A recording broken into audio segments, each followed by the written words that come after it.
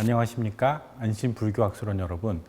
오늘도 양도소득세에 대해서 다뤄보도록 하겠습니다. 우리가 지난 시간에 양도소득세 중에서 아마 1세대 1주택 비과세에 대해서 중점적으로 논의를 했었고요. 오늘은 주택수에 대해서, 그리고 1세대 1주택 그 예외적인 규정에 대해서, 그리고 다주택자들이 중과받는 것에 대해서, 그것에 대해서 강의하도록 하겠습니다. 자, 강의 시작하도록 하겠습니다. 일단은 제일 중요한 게 주택수겠죠. 자, 주택수를 판단하는데요. 자, 주택수를 판단할 때 과정은 자, 어떤 것을 주택으로 볼 것이냐, 그게 중요하겠죠. 그 다음에 저번에 다룬 거겠지만 1세대 1주택 비과세에 들어가느냐 들어가지 않느냐, 그 주택수로 치느냐 치지 않느냐, 그게 중요한데 아마 두 번째 경우는 지난 시간에 많이 아마 다뤘던 부분이니까 요거는 아마 오늘 안 할 거고요. 오늘 그다음에 두 번째 주제로는 이제 다주택자 중과할 때 이 주택수에 들어가느냐 안 들어가느냐, 그러니까 뒤에 나오겠습니다만 주택수하고 중과 주택수하고는 좀 다릅니다. 그래서 그거를 일단 구별할 수 있도록 한번 해보도록 하겠습니다. 자, 주택수 판정인데 먼저 주택에 대해서 알아봐야겠죠. 자, 주택이요. 우리가 뭐 재산세나 취득세 때 많이 했었는데요. 그래도 한번 짚고 넘어가도록 하겠습니다. 자, 주택이란 사실상 사람이 거주하는 용도로만 쓰이면 주택입니다. 그래서 관공서에 뭐 건축물 대장에 공부상에 아니면 등기부 등본에 뭐라고 되어 있는지 그것은 중요하지 않습니다. 실제로 사람이 거주해서 사용되는 건물이면 그것은 주택으로 봅니다. 그래서 이런 경우도 있죠. 등기 안 된 건물, 그 무허가 주택 같은 경우, 이런 경우에도 등기가 안 됐으니까 등기도 없을 겁니다. 이럼에도 불구하고 무허가 주택이 있다라고 한다면 나는 내가 가진 주택수의 하나가 더 카운터가 되게 되겠죠. 그렇죠? 그래서 주택은 실제로 거주하느냐, 뭐 이 형식적인 것이 중요한 게 아니라 실질이 중요하다는 거 기억하시고요. 자, 그러면 내가 가지고 있는 것 중에 오피스텔이 있다. 그러면 어떻게 될까요? 자, 오피스텔도 주택일 수도 있고 주택이 아닐 수도 있겠죠. 오피스텔에 실제로 내가 세입자가 거주를 하고 거기에서 주민등록도 이전이 돼 있고 거기서 주거를 같이 한다면 그거에 대해서는 오피스텔도 주택으로 인정을 받을 겁니다. 그런데 오피스텔이 순수하게 사무실 용도로, 상업적인 용도로만 쓰인다면 오피스텔은 주택이 아니겠죠. 자, 그리고 다세대와 다가구 주택이 나오는데 저번에 한번 다뤘던 주제죠. 넘어가겠습니다. 자, 다가구와 다세대 주택이 있는데요. 자, 다가구 주택은 단독주택이고요. 다세대 주택은 공동주택입니다. 그래서 다가구 주택인 경우는 하나의 등기, 그러니까 소유주가 한 명이라는 얘기겠죠. 그래서 하나의 등기로 되어 있고 바닥 면적은 660제곱미터 이하이고요. 19세대 이하면서 3층 이하인 이런 단독주택이고 하나의 등기로 된 게 다가구 주택입니다. 그러니까 다가구 주택을 하나 갖고 있다라고 하면 주택수가 내가 하나가 더 추가가 되는 게 되겠죠. 근데 다세대 주택을 가지고 있다라고 한다면 다세대 주택은 구분 등기가 되어 있고요. 다세대 주택은 공동주택입니다. 그리고 연면적은 660제곱미터 이하고요. 4층 이하입니다. 그래서 다세대 주택 같은 경우 만약에 101호, 102호, 103호가 있다면 101호, 102호, 103호가 등기가 구분 등기가 되어 있으니까 소유주가 다를 수 있겠죠. 그렇죠? 그러니까 구분 등기 된 것만큼 내가 주택수가 카운터 될 수 있다는 거, 늘어난다는 거, 그거 기억하시면 됩니다. 그런데 만약에 다세대가 있다 그러면 당연히 내가 주택수가 다주택이 될 겁니다. 그러면 이 다세대를 다가구로 고칠 수도 있습니다. 그래서 다세대에서 다가구로 고칠 때는 용도 변경이라고 하죠. 용도 변경을 하는데 용도 변경을 하면 그때부터 바로 인정받는 것이 아니라 최소 2년은 다세대에서 다가구로 바뀐 다음에 그 다음에 양도할 때만 이게 주택 1주택으로서 요건을 충족하니까요. 2년은 무조건 용도 변경한 다음에 바로 할 것이 아니라 2년은 기다리셔야 된다는 거 기억하시기 바랍니다. 자, 그 다음에 이제 상가주택에 대해서 말씀을 드릴 건데요. 세법에서는 상가주택이라는 말을 쓰지 않고요. 겸용주택이라는 말을 씁니다. 뭐 용어가 중요한 게 아니겠죠. 상가주택이니까 건물의 상가 부분, 상업용으로 쓰이는 것도 있고 주택용으로 쓰이는 것도 있다. 그렇게 해석하면 되겠죠. 그리고 세법에서는 겸용주택이라고 하는데 이게 조금 바뀌었습니다. 그래서 바뀌어가지고 그거에 대해서 좀 언급을 하겠습니다. 자, 올해 12월 31일까지는 만약에 상가주택, 겸용주택의 주택의 면적이 상가 면적보다 조금이라도 더 크면 그때는 주택, 이 건물 전체를 주택으로 봅니다. 만약에 건물주가 1세대 1주택 요건을 갖추고 있다면 비과세를 받을 수가 있고요. 장기보유 특별공제도 받을 수 있습니다. 물론 그 건물가가 9억이 넘는다고 하면, 9억을 초과한다고 한다면 초과분에 대해서 세금을 내야겠죠. 하지만 1세대 1주택 혜택을 볼 수 있다. 굉장히 좋은 제도입니다. 그러니까 세입자가 그 소유주 입장에서는 주택으로 본다라는 건 양도세를 굉장히 절감할 수 있는 이런 좋은 제도인데요. 이게 이제 어떻게 바뀌냐? 내년부터입니다. 내년 1월 1일부터는 자, 만약에 이 건물이 1세대 상가주택이라 상가도 있고 건물도 있는데, 그러니까 주택도 있고 상가도 있는데 그 주택 부분이 1세대 1주택 비과세 요건을 갖춘다는 가정에서 말씀을 드리겠습니다. 그런 경우에 주택 면적이 상가 면적보다 큰 경우에도 주택은 주택으로서, 상가는 상가로서 구분이 됩니다. 그러니까 예전에 올해 말까지는 주택이 크기만 하면 주택이었는데 내년부터는 주택은 주택이고 상가는 상가로 이렇게 구분이 된다는 겁니다. 분리하는 겁니다. 그래서 이럴 경우에 주택 부분만 1세대 1주택 요건이 갖추면 주택 부분에 대해서만큼은 비과세를 해주겠다는 얘기입니다. 이렇게 말로 하는 것보다 역시 사례를 드는 게 더 편하겠죠. 자, 사례를 드리겠습니다. A 상가주택이 있다고 가정을 하겠습니다. 자, 주택 면적이 140이고 상가 면적이 145라고 하겠습니다. 이런 경우에 이 주택을 이제 양도한다고 가정을 하겠습니다. 양도한다고 가정을 했는데요. B주택을 보면요. B주택은 주택이 145고요. 상가가 140이랍니다. 주택이 상가보다 더 크죠. 이런 경우 어떡합니까? 이 전체가, 이 주택, 이 상가주택 전체, 겸용주택 전체가 주택으로 봐줍니다. 그리고 양도가액이 9억이라고 했습니다. 9억을 초과하지 않죠. 그리고 1세대 1주택 비과세 요건을 갖춘다고 가정을 했습니다. 그럼 어떨까요? 이 주택은, 이 상가는, 이 건물은 비과세가 되겠죠. 그러니까 세금을 하나도 내지 않습니다. 근데 만약에 올해에도 주택 부분보다 상가 부분이 더 크다면 주택 부분은 비과세를 받지만 상가 부분은 과세 대상이 됩니다. 그래서 만약에 양도가액이 9억이고 취득가액이 3억이라고 하면 양도차익 6억에 대해서 세금이 나오는데 6억에 대해서 다 세금을 내는 것이 아니라 주택 부분과 상가 부분으로 나눕니다. 그래서 이 넓이 비율만큼 나누어서 계산을 해서 양도차익이 나올 겁니다. 그래서 상가 부분만 그 보유기간 10년이라고 했거든요. 상가 부분의 양도차익을 구한 다음에 거기서 보유기간이 10년이니까 상가 부분은 장기보유특별공제 역시 받을 수 있습니다. 연당 2%씩 받을 수 있죠. 10년이니까 20%겠죠. 상가 부분의 양도 차익의 20%만큼 장기보유 특별공제를 받고 기본공제를 받아서 계산해 보니까 한 7,200만 원 정도 세금이 나온다고 합니다. 그래서 올해까지는 이렇게 됐는데요. 자, 이제 내년부터 어떻게 되는지 비교를 또 해드리겠습니다. 자, 이제 또 사례를 들어보겠습니다. 양도가액이 16억이고요.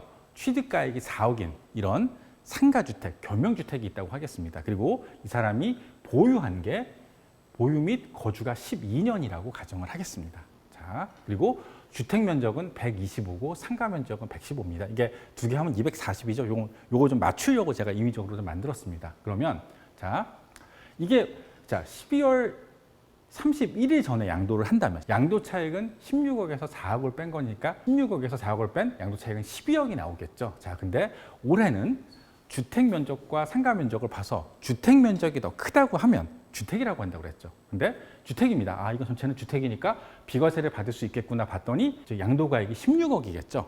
9억을 초과하지 않습니까? 그러니까 9억을 넘는 부분만 주택으로서 과세를 하는 겁니다. 그러니까 양도차익 12억 중에서 자, 16억 중에서 9억까지는 비과세라고 했으니까 7억 부분이 있겠죠. 그러니까 양도차익 12억 중에서 16억 중 7억 부분만을 골라냅니다. 그럼 그 양도차익이 5억 2,500이 되거든요. 이게 과세 대상이 되는 겁니다. 자, 그리고 주택이라고 그랬죠. 그리고 보유를 했고 거주를 했다고 그랬습니다.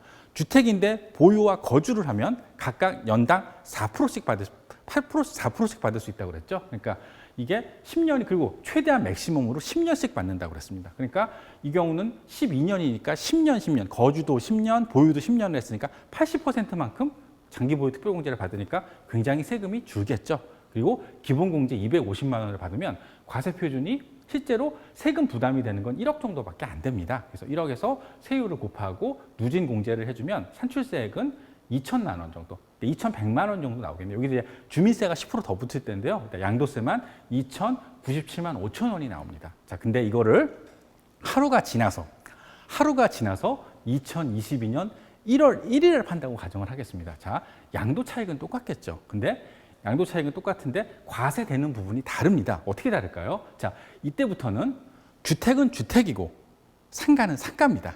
그러니까 주택 부분과 상가 부분을 구분을 해야 되고 주택 부분 중에서도 9억이 넘는 부분 과세가 됩니다. 그러니까 어떻게 될까요? 자, 16억인데 이 넓이 주택 부분이 125고 115이기 때문에 주택 부분이 더 크겠죠. 그러니까 주택 부분이 더 큰데요. 그래도 요거를 환산을 하면 이게 8억 3천 정도 나옵니다. 그러니까 주택 부분의 양도가가 8억 3천이기 때문에 9억을 초과하지 않기 때문에 주택 부분은 비과세입니다. 그러면 나머지 부분, 상가 부분에 대해서는 과세가 되겠죠. 그래서 양도 차익을 골라냈더니 5억 7,500이 나왔습니다. 자, 여기서 자, 장기 보유 공제를 해주는데 자, 상가입니다. 연당 2%입니다. 그리고 이게 12년이고 상가 같은 경우 보통 1세대 주택이 아닌 경우는 15년까지 해준다고 그랬죠. 그러니까 12년이니까 24%만 공제가 됩니다. 그래서 장기 보유 특별 공제 받고 그다음에 기본 공제 받으면 과세 표준이 4억 3,500이 나오고요. 세율이 올라가겠죠. 3억이 초과됐으니까요. 그러면 40%가 되고 누진 공제 받으면 세금이 무려 1억 4,800이 나옵니다. 그러니까 요때와 요때가 실제로 장기 보유 특별 공제가 별 차이 없다는 가정에서 한 건데요. 자, 하루 차이인데 2천만 원대에서 1억대로 7배 차이가 납니다. 그렇죠? 그래서 혹시 겸용주택을 가지고 계신 분인데 단기간 내에 파실 계획이 있다라고 한다면 가능하면 올해 안에 파시는 게 세금이 굉장히 절약될 수 있습니다. 물론 올해가 벌써 10월이니까 생각보다 시간이 여유가 많지는 않습니다. 하지만 어차피 올해 파시든 내년 파시든 별 무리가 없으시다, 별 차이가 없으시다고 하면 세금 차이가 7배나 나지 않습니까? 그래서 만약에 겸용주택을 파실 의도가 계신 분이라면 가능하면 올해 다 계약을 하시고 올해 다 잔금을 치르십시오. 그게 세금을 절약하는 길입니다. 자, 다음으로 넘어가겠습니다. 자, 잠깐 또 그 실생활적인 얘기를 잠깐 좀 해보겠습니다. 자, 갑자기 또 이혼 얘기가 잠깐 나오네요. 자, 저는 어차피 뭐 이혼에 대해서 무차별한 얘기를 하는 거고요. 이건 세금에 관련되는 거니까 이런 게 주제가 있다라는 정도만 말씀해 주십시오. 제가 지난 시간에도 위장 이혼에 대해서 한번 말씀을 드렸는데요. 자, 오늘도 또 이혼에 대해서 또 나오겠네요. 자, 이혼을 했을 때 재산을 이전하는 방법이 두 가지가 있습니다. 재산을 이전하는 방법이 첫 번째로는 위자료를 주는 방법이 있고요. 두 번째로는 재산 분할을 하는 경우가 있습니다. 근데 위자료를 주든 재산 분할을 하든 이게 무조건 어떤 것이 특별히 더 좋다라고 할 수가 없습니다. 이거는 주는 사람 입장 다르고 받는 사람 입장이 다르더라고요. 그래서 일반적으로 근데 사람들이 생각하기는 위자료를 받는 것보다는 재산 분할 청구하는 게 더 유리해라고 일반적으로 알고 계시거든요. 근데 그거를 다시 한번 넘어가겠습니다.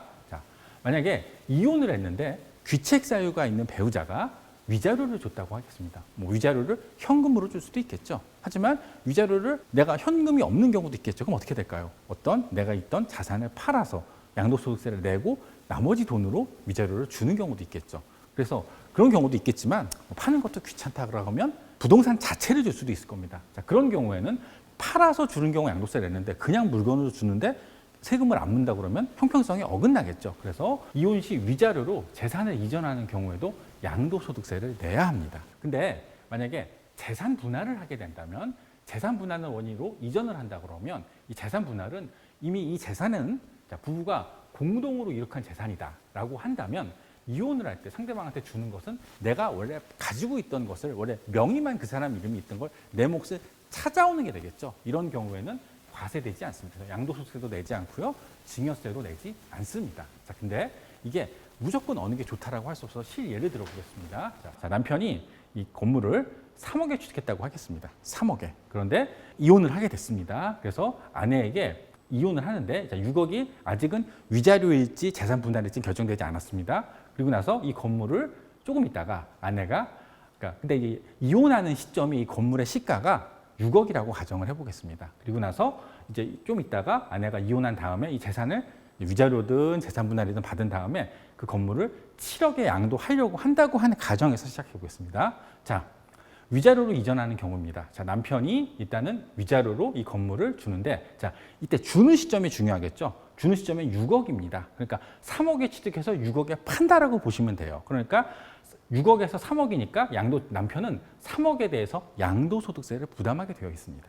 이렇게 돼 있죠. 그리고 나서 아내는 그러면 쉽게 말하면 6억짜리 건물을 산 거나 마찬가지입니다. 그래서 나중에 파는데 팔 때는 어떻게 했습니까? 내가 7억에 팔지만 이 건물을 나는 6억에 산 거나 마찬가지거든요. 그러니까 1억에 대해서 양도소득세를 내게 돼 있습니다. 그렇죠? 그러니까 남편은 양도소득세를 3억에 대해서 부담을 하고 아내는 1억에 대해서 부담을 하게 되어 있습니다. 자, 이런 경우에는 누가 더 유리할까요? 자, 아내 입장에선 굉장히 유리하겠죠. 양도소득세가 적으니까요. 근데 남편 입장에선 3억에 대해서 이혼해서 재산을 주는 것도 물론 개인적인 생각입니다만 그 사람 입장에서는 억울할 수 있겠지만 거기에다가 양도소득 내야 된다? 별로 좋아하지 않겠죠. 근데 재산 분할로 하겠습니다. 재산 분할로 하면 남편은 이 재산을 혼자 이룬 것이 아니라 이 부인도 기여를 했다고 보고 이 몫이 당연히 부인도 있다라고 가정을 하는 겁니다. 그래서 부인한테 그냥 주는 겁니다. 그러니까 명의만 남편에서 와이프 이름으로 바뀌는 것뿐이죠. 자, 이럴 때는 양도소득세를 내지 않습니다. 그러면 남편 입장에서는 굉장히 좋겠죠. 물론 재산을 주는 건 어쩔 수 없지만 그거로 인해서 세금까지는 내지 않으니까 괜찮겠죠. 근데 이런 경우 아내가 불리합니다. 왜 불리하냐면요. 아내는 재산 분할을 했다는 얘기는 세금을 안 내죠. 그러니까 남편이 가지고 있던 모든 예전에 있던 데이터를, 예전에 있던 자료를 그대로 가지고 옵니다. 그대로 가지고 온다는 건 뭐냐면 남편이 3억에 취득했으니까 부인도 3억에 취득한 취득가액을 그대로 인수한다는 겁니다. 그럼 어떨까요? 부인은 6억짜리 건물이 아닌 3억짜리 건물을 받은 거라서 양도를 했을 때 취득가액이 3억이 되니까 7억에서 3억을 뺀 4억에 대해서 양도세를 내게 되거든요. 당연히 이 사람 입장에서는 양도세를 많이 내겠죠. 불리하다고 하겠죠. 그렇죠? 그러니까 이게 어떤 게 유리한 게 아니라 주는 사람과 받는 사람 입장에 따라 서로 다르답니다. 그러니까 두 사람이 잘 합의를 해야겠죠. 그래서요, 결론은 자, 절세 방안입니다. 일단 절세 방안이라고 제가 쓰긴 썼지만 조금 제가 웃었어요. 보면서 그 이제 책에서 보고 이제 사례를 봤는데 이 절세 방안이 과연 가능할까? 그러니까 현실적으로는 가능합니다. 이론적으로는요. 자, 이전하는 재산의 시가 상승률을 확인하고요. 장기 보유 공제가 되는지를 확인하는 겁니다. 그러니까 왜 이러냐면 만약에 그 넘기려는 주택이 위자료를 주는 주택이 만약에 1세대 1주택이었다 그러면 어떨까요? 1세대 주택의 비과세 요건까지 따른다면 남편이 아내한테 줄 때 양도소득세를 안 내겠죠. 이런 경우 남편에서 특별히 그렇게 불리한 점이 없으니까 나쁜 방법은 아닐 겁니다. 그렇죠? 그리고 재산을 이전받는 배우자가 또 언제 팔지도 고려를 하랍니다. 근데 현실적으로는 맞습니다, 이게. 근데 이혼하는 마당에 두 사람이 모여서 이거를 논의를 할 수 있을까요? 현실적으로 안 되겠죠. 물론 뭐 쿨하게 뭐 이혼하는 뭐 헤어지는 마당이지만 이거에 대해서 우리 좀 깊게 논의를 하자라고 하면 가능하겠지만 서로 얼굴도 보기 싫을 수가 있는데 이거를 논의한다는 건 좀 어려울 것 같습니다. 그래서 현실적으로는 만약에 이런 경우가 된다면 차라리 이혼하기 전에 자, 배우자한테 만약에 10년 거슬러 내려가서 그러니까 증여한 것이 없다라고 하면 증여공제가 6억까지는 되거든요. 그러니까 차라리 그럴 때는 이 증여공제 6억을 이용하는 것이 현실적으로 더 유리할 수가 있습니다. 단 여기서 조심할 게 만약에 증여를 한 경우 언젠가는 그 배우자가 그 주택을 팔겠죠. 그 상가든 주택이든 살 텐데요. 중요한 건 2월 과세를 조심해야 합니다. 자, 2월 과세는 증여세 시간에 나올 건데요. 자, 내가 배우자에게 어떤 재산을 증여받았습니다. 근데 그거를 5년 이내에 팔게 되면 취득가액은 남편의 취득가액을 그대로 받아옵니다. 그러니까 이게 뭘까요? 배우자한테 증여를 받았으면 최소 5년은 가지고 있다가 팔아야 된다는 얘기겠죠. 그렇죠? 만약에 5년 이내에 팔면 증여 효과가 없습니다. 그러니까 취득가액, 그러니까 배우자에게 증여하는 요건 중에 여러 가지 요인이 있겠지만 그 중에 하나가 내가 너무 옛날에 샀던 재산이 너무 가액이 낮은 경우 취득가액을 높이는 효과가 있거든요. 이럴 때 왜냐하면 증여하는 시점의 시가를 보고 재산을 취득가액을 잡거든요. 그러니까 6억까지만 채우면 되니까 6억이 남지 않는 범위 내에서 취득가액을 높이는 좋은 방법이었기 때문에 5년은 보유를 하신 다음에 양도를 하셔야 됩니다. 요거는 아마 마지막 시간에 증여세 할 때 그때 한번 다루겠습니다. 자, 근데 이 재산 분할이 아무튼 주는 사람 입장에서는 양도세를 내지 않으니까 분명히 장점은 장점인데요. 체납자가 재산 분할을 하게 되면 사회행위로 봐서 취소될 수가 있습니다. 이게 어떤 경우냐면 자, 어떤 체납자가 있는데 이혼을 하면서 자기의 있는 모든 재산을 배우자에게 재산 분할로 넘기는 겁니다. 이런 경우 어떨까요? 국가는 체납된 세금을 받을 수가 없게 되겠죠. 그래서 이럴 때 어떻게 될까요? 과세관청이 이럴 때는 배우자에게 이게 사회행위를 위해서 취소를 한다고 해서 소송을 제기할 수가 있습니다. 물론 이길 수도 있고 질 수도 있겠죠. 그랬을 때 이런 경우에 법원이 이 재산 분할이 과도하다. 즉, 이 재산 분할을 할 때 배우자가 그 재산을 만드는데 기여를 했든지 아니면 직업이 있다든지 그래서 그 적정선이 있을 거 아닙니까? 그 선까지 분할해 준 것에 대해서는 인정을 하지만 그것을 넘어서 세금을 회피하기 위해서 이런 사회행위를 했을 때는 재산 이전을 취소합니다. 다시 원상태로 전체가 아닌 남편 부분에 대해서만큼은 다시 넘어가서 다시 그 재산을 과세관청이 압류를 하거나 공매를 해서 세금으로 충당할 수 있게 이렇게 되어 있으니까요. 이 재산 분할을 할 때는 무조건 하실 게 아니라 그 재산을 얻을 때 배우자가 얼마나 기여를 했고 얼마나 경제적인 활동을 했는지 그리고 그 재산이 두 사람이 결혼하기 전에 받았던 자산인지 결혼 후에 받았던 자산 그거를 총합적으로 계산하신 다음에 재산 분할은 하셔야 됩니다. 여기까지 했습니다. 자, 그다음에 이제 본론으로 들어가겠습니다. 자, 1세대 1주택 그 예외적인 것들이 몇 개 있는데요. 그거를 몇 개 다루겠습니다. 자, 부모님을 봉양하는 이유로 각각의 부모도 주택이 있었고 자녀도 주택이 있었는데 이 부모님을 봉양을 하기 위해서 합가를 하는 경우가 있습니다. 그러면 합가를 하게 되면 한 세대가 되는 거죠. 근데 한 세대인데 두 주택을 갖게 경우가 되기 때문에 주택을 팔게 되면 양도소득세가 중과받을 수 있겠죠. 그런데 이거는 부모님을 모시기 위해서 합친 거니까 예외적인 규정을 줘야겠죠. 그래서 양도일 시점에 이 사람이 부모와 자녀 세대가 합가를 했는데 양도 시점에 2주택이지만 비과세 특례를 줍니다. 그래서 부모가 동거 봉양을 위해서 부모를 동거 봉양하기 위해서 세대를 합가한 경우 합가일 현재 부모가 최소한 한 분은 60세가 넘어야 됩니다. 물론 여기서 합가하는 이유가 그 질환이 중증 질환 이상인 경우는 나이를 불문한다고 합니다. 자, 이런 경우에 합가를 했습니다. 10년 이내에 주택 중에 둘 중에 하나를 팔겠죠. 파는데 그 주택이 1세대 1주택 비과세 요건을 충족한다면 과세하지 않습니다. 물론 근데 1세대 1주택 비과세 요건을 충족하지 못한다 그러면 과세는 하는데요. 원래 2주택자는 조정지역에 있으면 중과를 하게 돼 있거든요. 중과 안 합니다. 둘 중에 하나를 먼저 10년 이내에 팔았을 때 그게 비과세 요건이 되면 비과세를 하고 비과세가 안 되는 경우엔 중과하지는 않습니다. 그리고 나서 남은 주택도 1세대 1주택 요건을 충족하면 역시 비과세가 가능합니다. 그래서 부모님 봉양을 위해서 2주택자가 된 경우도 1세대 1주택 비과세를 받을 수 있다는 거 기억하시고요. 자, 두 번째는 결혼입니다.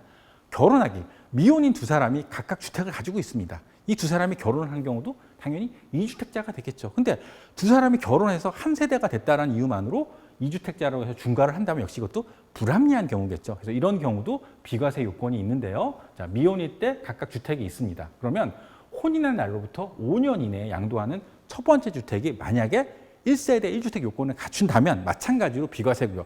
1세대 1주택 요건을 갖추지 않았다면 2주택자지만 양도는 하되 중과는 하지 않습니다. 아시겠죠? 기억하십시오. 자, 그러면 이 5년이라는 걸 조절할 수가 있습니다. 근데 자, 이 5년이라는 날은 혼인한 날로부터 혼인한 날이 실제로 결혼한 날이 아니고요. 혼인 신고를 한 날입니다. 그래서 만약에 이게 조금 쉽지 않다라고 하시면 이제 혼인 신고일을 조금 뒤로 미루신다든지 그러면 시간을 더 벌 수가 있겠죠. 그래서 그 2주택자임에도 불구하고 비과세를 받을 수 있는 게 봉양, 부모님이랑 합가하는 경우와 결혼하는 경우 이 두 가지를 받습니다. 상속입니다. 자, 어떤 거주자가 있었는데 1주택을 상속받아서 2주택자가 되는 경우입니다. 자, 상속은 계속 말씀드리지만 자발적인 것이 아니죠. 비자발적인 이유로 내가 주택이 하나가 늘어난 경우입니다. 그렇다는 이유만으로 중과를 한다 그러면 역시 이 사람도 억울하겠죠. 그래서 약간의 혜택을 줍니다. 자, 거주자 A씨가 일산에 이미 아파트를 보유하고 있는 상태에서 아버님이 안타깝게 돌아가셨습니다. 그래서 아버님이 돌아가시면서 목동에 있는 아파트를 주셨어요. 그럼 이 사람은 분명히 2주택자겠죠. 일산에도 한 개 있고 목동에도 하나 있으니까요. 그런데 이 사람이 본래 소유하고 있는 일산의 아파트를 양도하는데 만약에 아버님한테 상속을 안 받았다라고 하면 이 사람은 만약 요건이 갖춰진다면 1세대 1주택 비과세 혜택을 봐야 되는데 아버님이 주신 주택 때문에 1세대 1주택을 못 받고 중과를 받는다. 억울하겠죠. 그래서 이런 경우에도 비과세를 해줄 수 있습니다. 자, 비과세 하는지는 뒤에서 나오겠습니다. 근데 이때 순서가 중요하겠죠. 이럴 때는 자, 내가 가지고 있는 주택이 있고 그 다음에 받은 주택이 있을 때 비과세를 받으려면요. 내가 이미 기존에 가지고 있던 주택을 먼저 팔아야 됩니다. 그래야 비과세를 받을 수 있는 겁니다. 만약에 상속받은 주택을 먼저 팔았다. 그럼 과세됩니다. 자, 두 번째입니다. 자, 이때는 자, 거주자 A씨는 아버님과 이미 별도의 세대를 갖추고 있는 상태였습니다. 그런데 자, 이번엔 같이 살던 부모님의 사망으로 2주택자가 된 경우입니다. 자, B씨는 결혼하지도 않았고 세대 분리도 없이 그냥 부모님과 쭉 같이 살았는데 이 사람이 B씨가 이미 미사에 본인의 아파트가 있었습니다. 그런데 부모님이 사망하면서 현재 있는 거주된 아파트까지 받았어요. 자, 이런 경우는 어떻게 될까요? 양도소득세는 세대 기준으로 한다고 그랬죠. 이 세대는 이미 2주택이 가지고 있었어요. 아버님이 주택이 하나 있었고 자식의 주택이 있었는데 같이 살았으니까. 근데 그 주택이 옛날에는 명의가 아버지와 아들이었는데 이제는 아들로 두 개 바뀐 거죠. 이런 경우는 이미 1세대 2주택이었단 말이에요. 그래서 이거는 달라지는 게 없기 때문에 이런 경우에는 내가 가지고 있는 미사 있는 주택을 팔아도 양도소득세가 비과세되지 않습니다. 어떻게 해야 될까요? 좀 이건 꼼수겠지만 아버님이 돌아가시기 전에 세대 분리해야겠죠. 일정 조건 따로 살아야 되고 경제적으로도 분리됐다는 걸 확실히 보여줘야 됩니다.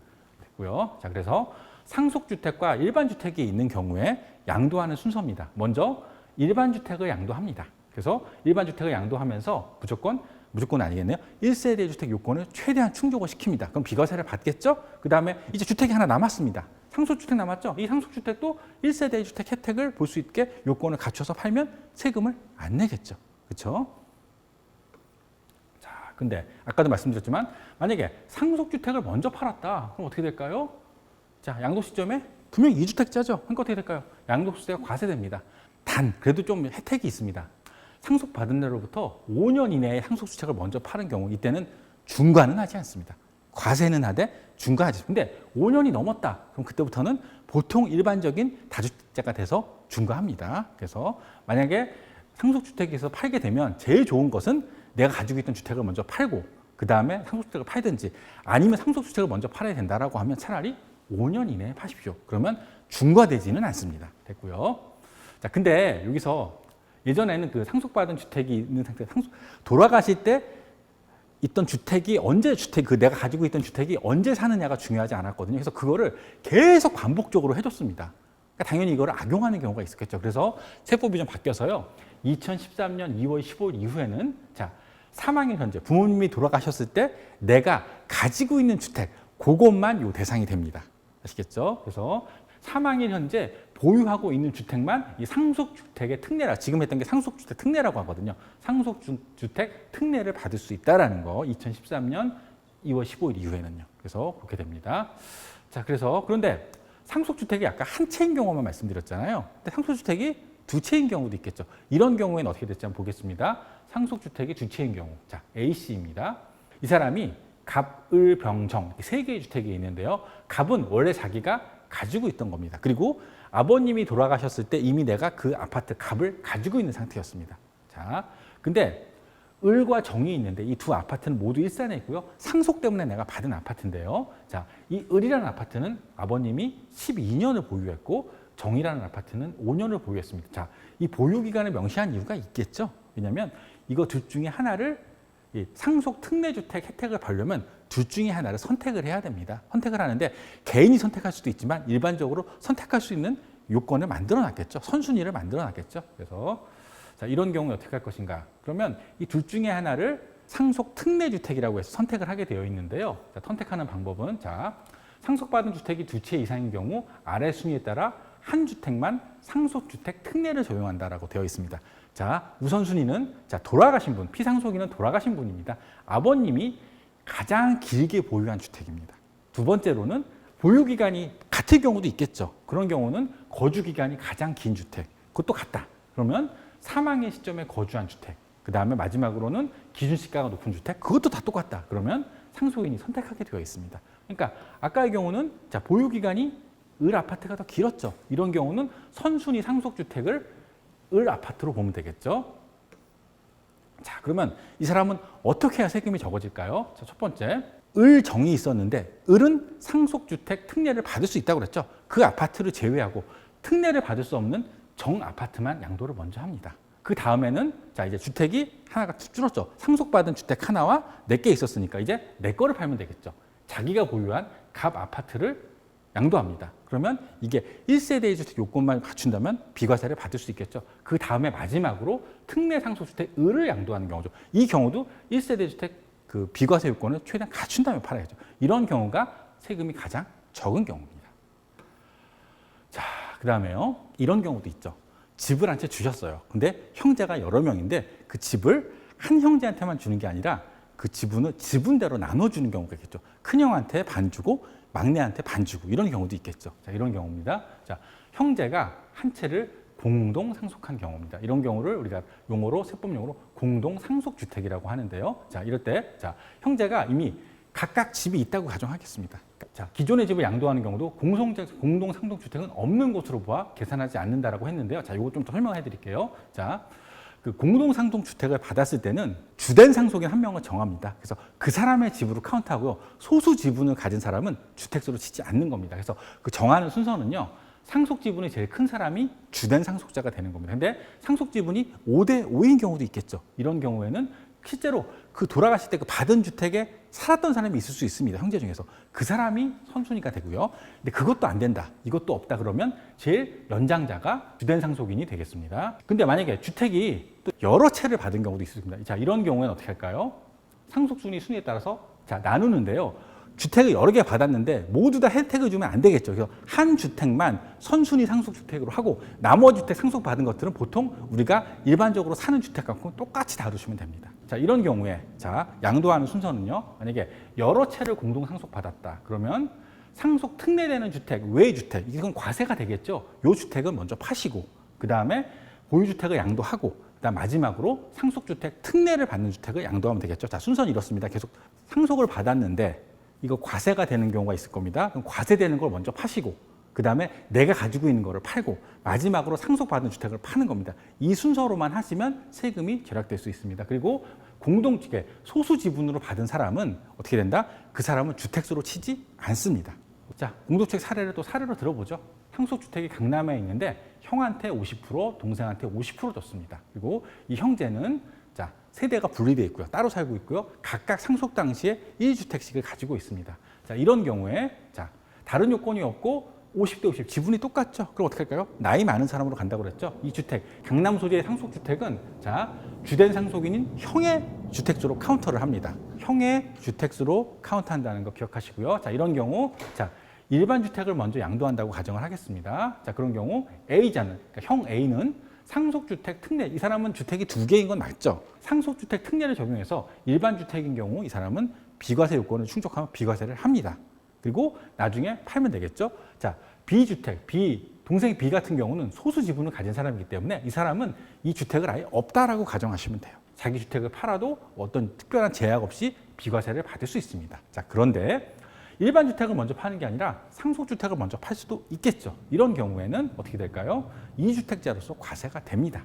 그런데 어떻게 될까요? 이런 경우에 피상속인이 사망한 지 5년 이내인 경우는 자, 기본세율을 적용해서 과세를 합니다. 근데 5년이 넘어가면 중과를 하고요. 그다음에 이 사람 B라는 사람은 뭐 주택이 없는 거니까요. 이 사람은 특별하게 생각하실 것이 없습니다. 그래서 A인 경우는 기본세율로 과세가 된다라는 거 기억하십시오. 이제 다주택 중과에 대해서 오늘 할 것 중에서 아마 이게 제일 키포인트가 될 것 같네요. 조정 대상 지역에서 2018년 4월 1일 이후에 양도하는 경우는 중과를 받습니다. 그러니까 다주택자들한테 불이익을 주는 거죠. 그러니까 주택수를 빨리 줄이라고 하는 거겠죠. 그래서 그때 정부에서 다주택자들에게 주택을 줄이는 방법으로 선택을 하게 했습니다. 자, 선택을 하는 방법 첫 번째, 계속 보유할 거면 다주택 중과하겠다. 어떻게 할까? 빨리 팔아라는 얘기죠. 아니면 어떻게 할까요? 아니면 네가 가지고 있는 주택을 어떻게 할까요? 임대사업자를 해서 임대사업으로 장기간 보유하도록 하라. 세 번째로는 뭐 있죠? 증여하라. 이 세 가지입니다. 근데 대부분의 경우가 어떤 걸 선택했을까요? 대부분의 경우가 증여를 선택했습니다. 그래서 임대사업자는 또 잘못된 게요. 정부에서 잘못된 게 처음에 임대사업자를 다 받아줬습니다. 그러다가 갑자기 아파트 같은 경우는 임대사업자에서 빼졌습니다. 아파트 임대사업자 내셨던 분들 다 임대사업자 없어졌거든요. 그러니까 정부가 스스로 이렇게 하라라고 유도를 했는데 자기 스스로 그거를 또 어기는 거는 좀 정책으로 좋지 않은 것 같은데 아무튼 그렇게 됐습니다. 그래서 어떻게 될까요? 계속 보유를 하든지 결국 증여만 늘어났죠. 그래서 주택수를 줄이는데 양도로 줄인 것이 아니라 대부분 증여로서 많이 줄였습니다. 자, 또 중과하는데 자, 어떤 페널티를 주냐 하면은 일단은 다주택자가 조정지역에 있는 다주택자가 양도를 했을 때 페널티는 첫 번째는 장기 보유 특별공제를 해주지 않습니다. 그 혜택을 없앴습니다. 두 번째로는요, 중과 대상이 되는 주택이 2주택인 사람, 이 사람들은 기본세율에서 20%를 가산합니다. 3주택 이상인 사람들은 기본세율에서 30%를 가산합니다. 굉장히 중과세입니다. 볼까요? 자, 기본세율이 6%부터 45%가 8단계로 구성되어 있는데요. 이 주택자들은 26%부터 65%까지입니다. 그리고 3주택자들은 36%에서 75%까지 굉장히 세금 부담이 세겠죠. 그리고 또 웃긴 게 누진공제는 안 바뀌었습니다. 그냥 그대로입니다. 그래서 이렇게 세 부담이 굉장히 세졌다는 거. 그러니까 최고로 75%까지 세금인데 75%면요. 이게 주민세까지 치면 80%가 넘습니다. 그러니까 75%에 0.5, 그러니까 1.1이 되면은 82%가 되네요. 83% 정도 세금이 나옵니다. 굉장히 큰 그 페널티가 되겠죠. 그러면 역시 사례로 보여드리는 게 제일 좋겠죠. 자, 다주택자인 A씨가 양도 차익이 5억인 주택을 가지고 있고 이 주택은 1세대 1주택 비과세가 안 된다고 가정을 하고 계산을 해보겠습니다. 자, 보유는 5년을 했습니다. 이 아파트를 양도한다고 할게요. 그러면 이 사람이 조정지역 외에, 그러니까 중과되지 않는 아파트를 팔았을 때 그때는요 양도차익이 5억이니까 장기보유 특별공제를 받을 수 있죠. 근데 보유만 했지 거주는 안 했습니다. 그러면 1년에 2%씩 받는다고 그랬죠. 그러니까 5년이니까 10%를 받으니까 양도차익의 10%인 5천만 원을 장기보유 특별공제를 받습니다. 그다음에 기본공제 250만 원 받아서 과세표준이 4억 4,750만 원인데 자 3억이 넘으니까요 양도세율은 40%가 되겠죠. 그래서 거기서 누진공제되는 거 2,500만 원 빼면 산출세액 나오고 지방세 나오고 총 부담세액은 1억 6,800 거의 1억 6,900 정도의 세금을 부담하게 됩니다. 자 조정지역 외구역 중과하지 않는 경우 자 이 경우도 사실 세금이 굉장히 높은 거죠. 양도차익이 실제로 번 돈이라고 하는데 5억 중에서 거의 2억 가까이 이게 1억 6,900 정도를 세금을 냅니다. 근데 이 사람이 조정지역의 다주택자인 2주택자인 경우 가정하겠습니다. 자, 양도차익은 똑같겠죠. 자, 다주택이면서 조정지역에 있고 중과를 받는다 그러면 일단 장기보유 특별공제를 못 받는다고 그랬죠. 못 받습니다.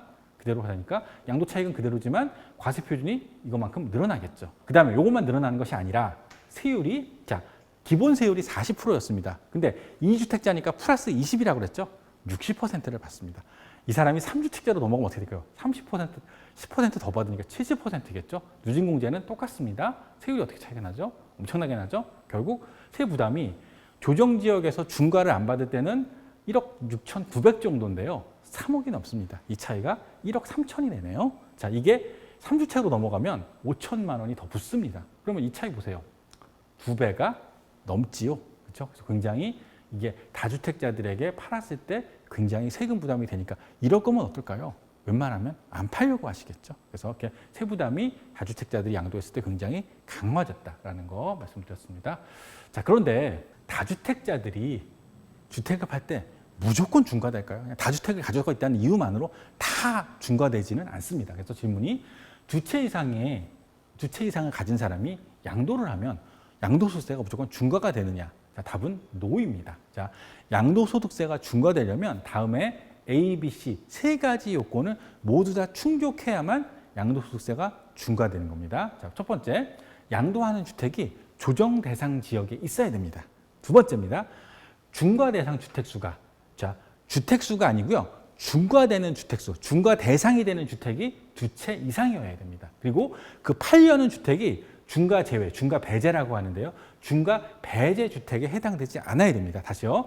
내가 파는 주택이 조정지역에 있어야 되고 그 다음에 내가 팔려는 내가 가지고 있는 주택 중에서 중과되는 주택, 중과 대상이 될 수 있는 주택이 2채 이상이어야 되고 내가 팔려는 주택이 또 어떻다? 중과 배제 주택이 아니어야 됩니다. 이 세 가지 요건을 모두 다 충족했을 때만 양도소득이 중과되는 겁니다. 자, 이 세 가지 요건이 있다는 거예요. 자, 그리고 이 중과되는 판정 시기는요, 양도일 현재입니다. 그래서 만약에 양도 당시에 조정지역에 취득할 때는 조정지역이었는데 조정지역이 해제가 돼서 비조정지역이었다고 하면 이 사람은 중과되지 않는데요. 자, 비조정대상 지역이었다가 조정대상 지역으로 바뀌는 경우가 있습니다. 이런 경우에는 중과가 적용이 됩니다. 예를 역시 들어드릴게요. 자, A씨가 있는데 아파트를 보유하고 있습니다. 서울에 있고 평촌에 있고 속초에 있다고 가정을 하겠습니다. 그러면 이 사람이 어떤 순서로 팔아야 절세가 될지 한번 생각해 보겠습니다. 자, 첫 번째는 주택수를 파악합니다. 여기서 주택수라는 그 가지고 있는 주택수가 아니라 정확히 말하면 중과 대상 주택수를 확인하는 겁니다. 그래서 파악을 했는데 어디에 있는지 먼저 파악을 하시고 조정지역에 있는지 파악하시고 중과되는지를 파악하는 겁니다. 그래서 봤더니 요거는 조정지역에 있는 거죠. 비조정지역입니다. 자, 두 주택은 조정지역에 있고 한 주택은 비조정대상 지역에 있구나라는 걸 확인을 했습니다. 자, 그 다음에 그럼 이제 어떤 거를 먼저 파느냐인데요. 자, 파는 방법은 조정지역 이외에 있는 주택을 먼저 팔든지요. 아니면은 조정지역에 있더라도 중과되지 않는 주택이 있거든요. 그것을 먼저 파는 겁니다. 그래서 속초에 있는 아파트를 먼저 파는 겁니다. 그리고 만약에 속초에 있는 아파트가 이때 중과되지 않기 때문에 이 아파트는 3년 보유를 했으면 장기보유 특별공제도 받을 수 있고 중과도 배제받을 수 있습니다. 자, 그리고 나서 이제 주택수가 줄었겠죠? 그러면 이제 조정지역에 있는 주택을 2채 중에 한 채를 팔면 세금이 줄어듭니다. 자, 근데 만약에 이 순서를 바꿨다. 그럼 어떤 일이 생기냐? 조정지역에 있는 아파트를 먼저 팔았다고 가정하겠습니다. 그러면 이 사람은 3주택자입니다. 속초에 있는 아파트는 일단 조정지역이 아닙니다. 근데 조정지역이 아니라고 해서 무조건 중과 안 받는 거 아닙니다. 자, 중과 대상 주택수를 계산하려면요. 일단 그게 어디에 있느냐 플러스 금액이 중요하거든요. 근데 속초에 있는 거는 당연히 장소적인 것은 구애를 받지 않는데요. 만약에 속초에 있는 게 기준 시가가 3억이 넘는다고 하면 이 아파트도 중과 대상 주택수에 들어갑니다. 그렇게 되는 경우라면 이 사람은 3주택자가 되기 때문에 서울에 있는 아파트를 팔 때부터 중과, 3주택으로 중과를 받습니다. 여기서는 2주택으로 중과를 받겠죠. 3주택으로 중과를 받으면 10%가 더 높겠죠. 20%가 가산되는 게 아니라 30%가 가산되니까 세금이 그만큼 더 올라갑니다. 그거를 유념하셔야 됩니다. 자, 그래서요. 자, 양도소득세 중과 적용 여부 판정 순서입니다. 이게 4단계로 구성되어 있는데요. 이게 어렵지는 않아요. 어렵지는 않은데 이거를 안 하다 보면 며칠 안 하다 보면 또 금방 까먹습니다. 저도 솔직히 말씀드릴게요. 저도 이거를 본 다음에 하면 맞아 하고 하는데 이걸 안 보고 갑자기 며칠 만에 하게 되면 저도 솔직히 말씀드리면 가끔 틀립니다. 어렵지는 않은데요. 이게 좀 용어가 좀 어렵다 보니까, 용어가 좀 낯설다 보니까, 어려운 게 아니라 낯설다 보니까, 그리고 카운트하는 방법이 좀 특이하다 보니까 요거를 실수할 수 있거든요. 그러니까 요거는 잘 보셔야 됩니다. 그러니까 저 같은 경우도 보면은 양도나 증여 같은 경우는 한 달에 한 건 정도는 하는 것 같아요. 그리고 상속은 1년에 한 2~3건 정도 하는데 이 중과대상 주택이 안 오면 뭐 특별하게 생각할 게 없으니까 금방금방 계산이 되는데요. 이 중과대상 주택이 들어가는 경우는 요 단계를 꼭 거쳐야 됩니다. 그래야만 실수를 안 할 수 있거든요. 그래서 단계는요, 먼저 지역을 확인합니다. 지역을 확인해서 내가 팔고자 하는 주택이 어디 있느냐를 파악합니다. 그래서 양도하고자 하는 주택이 조정 대상 지역 외에 있다. 그러면 그 외에 있는 경우에는 아예 중과를 하지 않습니다. 그러니까 양도주택이 조정인데 조정지역이 지금 너무 많이 늘어났어요. 거의 전국에서 조정지역 아닌 지역을 찾기가 어려울 정도로 조정지역이 많이 늘었거든요. 그럼에도 불구하고 조정지역 외에 있는 주택이 있다면 그 주택에 대해서는 양도소득세가 중과되지 않고요. 중과되지 않으면서 플러스 어떻게 됐죠? 장기보유 특별공제도 3년 이상 보유하면 받을 수 있습니다. 그런데 내가 팔려는 주택이 조정 대상 지역에 있다라고 가정을 합니다. 그러면 중과를 판정해요. 이 프로세서를 거쳐야 됩니다. 알겠죠? 그러니까 무조건 조정 지역에 있다고 해서 무조건 중과되는 게 아니라 이 과정을 거쳐야 된다는 겁니다. 그래서 이 두 번째 단계가 제일 중요한데요. 자, 중과 주택수를 판정하는 게 아니라 중과 대상 주택수를 판정하는 겁니다. 이 차이를 말씀드릴게요. 자, 두 번째 단계가 제일 중요한데요. 내가 가진 주택 중에서 중과를 받을 수도 있는 주택들, 중과를 받을 수 있는 후보군이 될 수 있는 주택들을 추리는 겁니다. 자, 방법은요. 지역과 금액을 보시면 돼요. 그래서 수도권이나 광역시나 세종시인 경우는 금액에 상관없이 무조건 중과 대상 주택수에 들어갑니다. 알겠죠? 수도권, 광역시, 세종시는 무조건 들어갑니다. 그런데 경기도에도 읍면이 있을 수 있고요. 광역시에 군이 있을 수 있습니다. 걔들은요.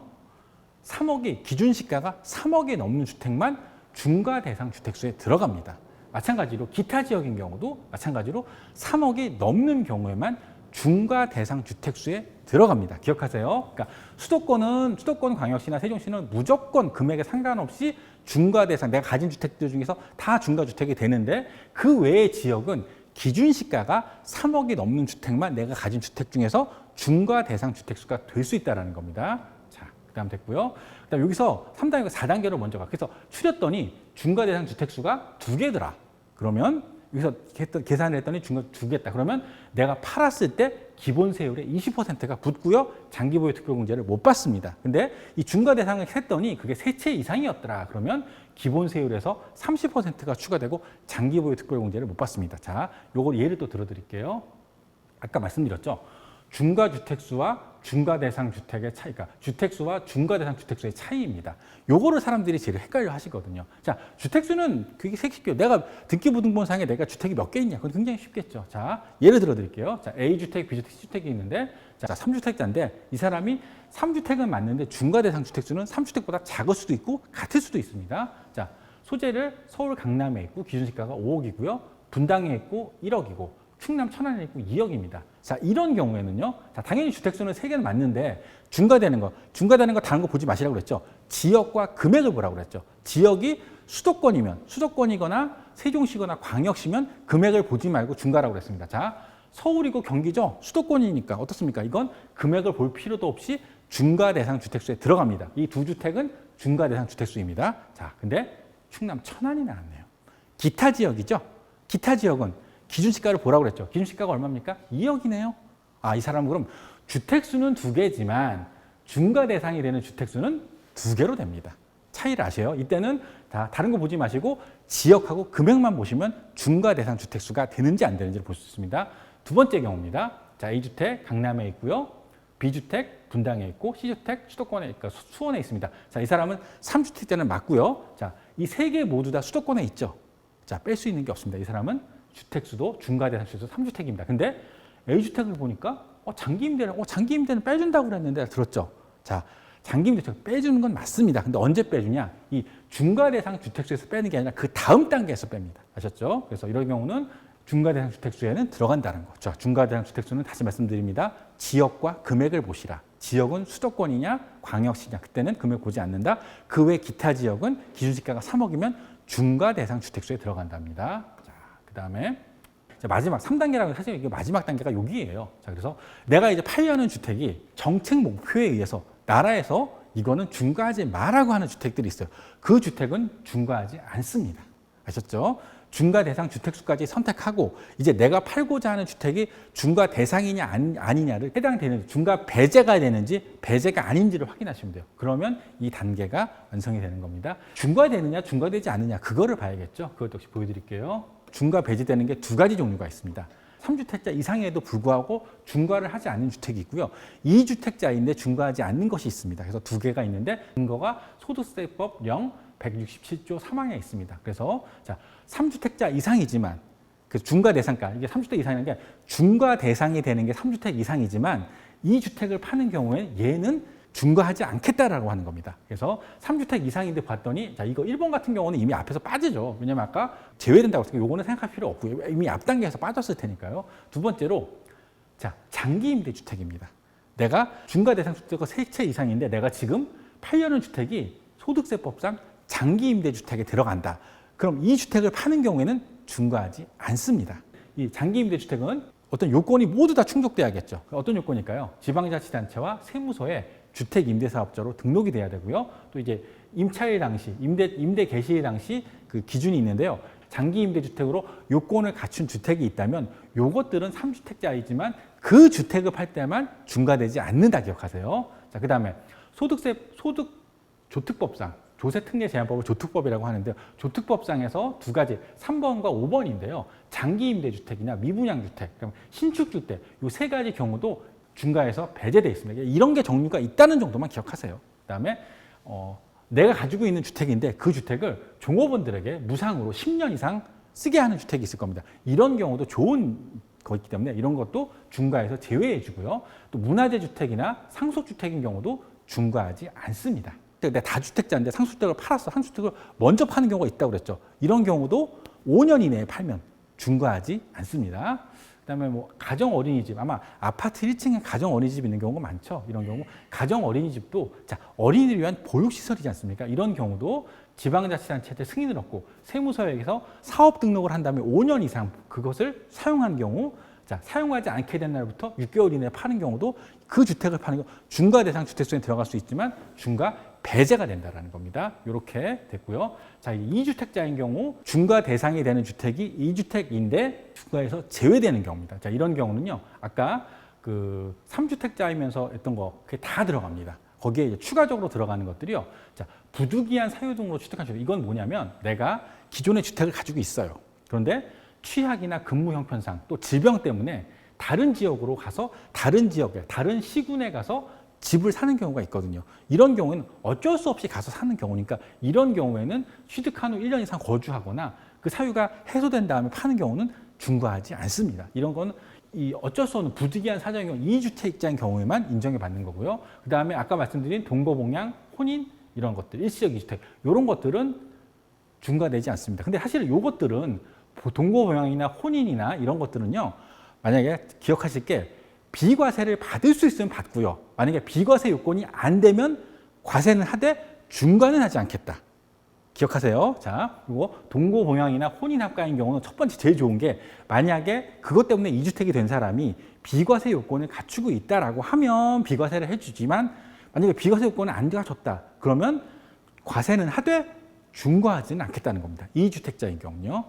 그렇게 생각하시면 돼요. 그래서 이런 게 있다라는 거. 그러니까 2주택자인데 중과 배제되는 게 있고 3주택인데 배제되는 게 있으니까 이건 찾아보시면 될 거예요. 자, 이렇게 배제되는 것들을 봤습니다. 자, 그러면 실례로 봐야겠죠.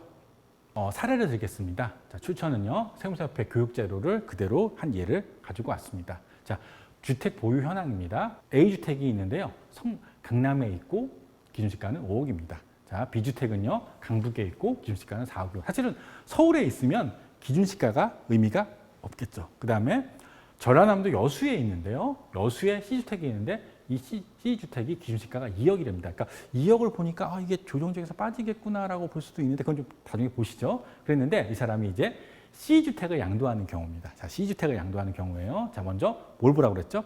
내가 팔려는 주택이 어디 있느냐를 보라고 했죠. 그러니까 조정지역이냐 조정지역 아니냐를 보라고 그랬죠. 근데 전라남도 여수도 조정지역입니다. 저도 몰랐는데 조정지역이더라고요. 중과 대상 주택수를 계산하라고 그랬죠. 자, 중과 대상 주택수는 어떻게 계산하라고 그랬죠? 지역과 금액을 보라고 그랬죠. 수도권이냐, 광역시냐 보고 그다음에 그 외의 지역은 금액을 보라고 그랬죠. 근데 어떻습니까? 자, 이거는 들어갈 테니까 중과되고 중과됩니다. 근데 여수는 자, 조정 지역이긴 하지만 아까 말씀드린 기타 지역이죠. 기타 지역은 어떻습니까? 금액을 보라고 그랬죠. 기준시가가 2억밖에 안 됩니다. 그러니까 어떻게 될까요? 이 주택은 조정 지역에서 빠집니다. 그래서 이 사람은 중과 대상이 되는 주택이 2주택자입니다. 그리고 뭘 팔죠? C를 팔죠. 그러니까 C라는 건 뭘까요? 중과 제외된다고 그랬죠. 그러니까 중과 제외되는 주택이에요. 그러니까 이 사람은 어떨까요? 이 C주택은 중과가 안 됩니다. 중과가 안 되면 뭐 받으시죠? 장기보유 특별공제도 요건을 갖출 수 있죠. 그래서 이 사람은 장기보유 특별공제도 받고 일반 세율을 적용받게 되어 있습니다. 자, 이거고요. 자, 이번엔 똑같은 예인데요. A주택을 판다고 가정하겠습니다. 조정 대상 지역이죠. 자, 중과 대상 주택은 아까 두 채라고 그랬죠. 근데 어느 걸 팝니까? A를 판단 말이죠. 중과 제외되는 주택이 하나도 안 들어가죠. 그렇죠? 이거는 기준가액도 높고 조정지역에 있고 하니까 중과 제외주택에서 해당되지 않습니다. 그럼 어떻게 할까요? 장기보유 특별공제도 못 받고요. 이 사람은 중과를 받는데 자, 중과되는 주택수가 딱 2주택이니까 기본세율에서 20%만큼을 더 받게 되어 있습니다. 자, 이렇게 되어 있습니다. 자, 그러면 이 중과 배제가 된다라는 게 아까 말씀드렸는데요. 중과 배제된다는 게 무슨 뜻이냐? 중과를 하지 않는다. 그 뜻은 맞는데요. 자, 중과되지 않는다의 의미는요. 자, 중과되지 않는다는 만약에 이 주택이 비과세가 되면 비과세를 받아라. 그런데 비과세 요건을 못 갖추면 그러니까 비과세는 못 해주겠지만 양도소득세를 부과하지만 비록 중과하지는 않겠다라는 뜻입니다. 자, 기억하세요. 그리고 근데 여기서 중요한 게 이때 중과 배제 주택이라고 해서 이 중과 주택 사람들 또 헷갈리는 게 하나가 뭐냐면 중과 배제가 되니까 주택수에서 빠진다고 생각하거든. 아닙니다. 중과가 배제된다고 하더라도 다른 주택을 팔 때는 주택수에는 그대로 있습니다. 아시겠죠? 주택수에서 제외되는 주택이라고 할 때는 주택수에서 빠지는데요. 중과 배제 주택은 주택수에는 포함이 됩니다. 자, 그 예를 또 혹시 들어드릴게요. B 씨가 있는데 서울에 아파트가 두 채가 있고 충북 제천에 기준시가 2억인 아파트를 보유하고 있다고 하겠습니다. 자, 그랬을 때, 자, 서울의 아파트 매도 시 이 사람은 주택이 어떻게 될까 먼저 볼게요. 서울에 있는 아파트를 파니까 조정지역이네요.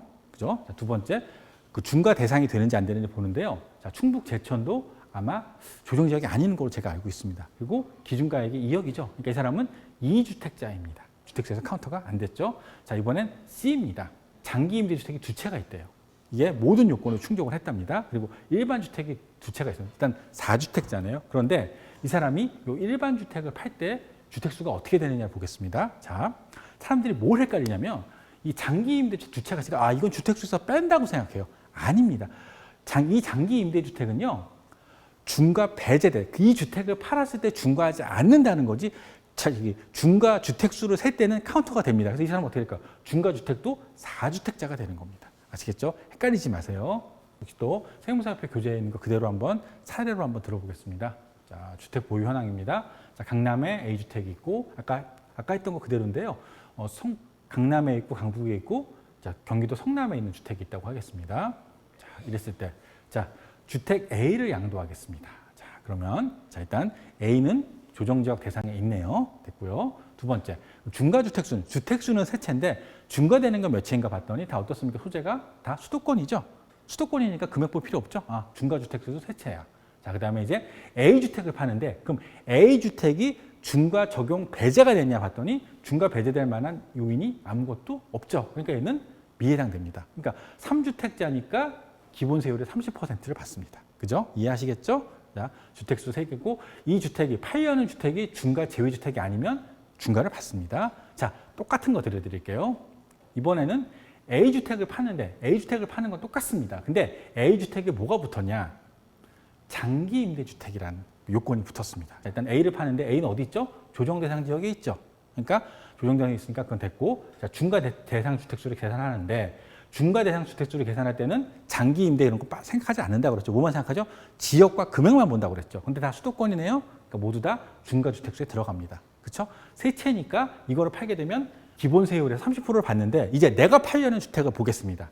A를 보려고 봤더니 중과 배제 주택이 되죠. 왜? 장기 임대를 하고 있으니까. 그러니까 이런 경우에는 중과 대상 주택수에 들어가지만 중과 제외 주택이 돼서 기본 세율도 기본으로 받고 장기 보유 특별공제도 받을 수 있다. 요겁니다. 자, 조금은 어려울 수 있습니다, 이게. 그러니까 처음엔 저도 하다 보면 굉장히 어려웠거든요. 근데 이런 단계가 있다라는 거를 확인해 두시고요. 어렵지는 않습니다. 자꾸 하시다 보면은 없지 않은데 어쩌다 하니까 어려운 거거든요. 그러니까 이런 경우가 있으니까 요거는 항상 내가 다주택자이면 이렇게 중과를 받을 수도 있다. 그러니까 다주택자라서 무조건 받는 게 아니라 중과를 받을 수도 있다는 걸 머릿속에 기억하시고요. 항상 내가 어떤 순서로 팔고, 순서가 만약에 뭐 순서를 제가 선택할 수 없는 경우, 그때는 어쩔 수 없겠죠. 근데 순서를 내가 바꿀 수 있다라고 하면 최대한 절세할 수 있는 방법으로 하셔야 됩니다. 하시고 꼭 유념하시면 좋겠고요. 자, 이제 다음 시간에는요. 아까 이게 장기 임대 주택에 대해서 제가 말씀드렸죠. 주택 임대 사업자로 했을 때 어떤 이익이 있는지, 어떤 장점이 있는지, 그리고 어떤 단점이 있는지 그것에 대해서 설명을 드릴 거고요. 그다음에 재개발, 재건축에 대해서 설명을 드릴 겁니다. 네, 이상으로 마치겠습니다. 감사합니다.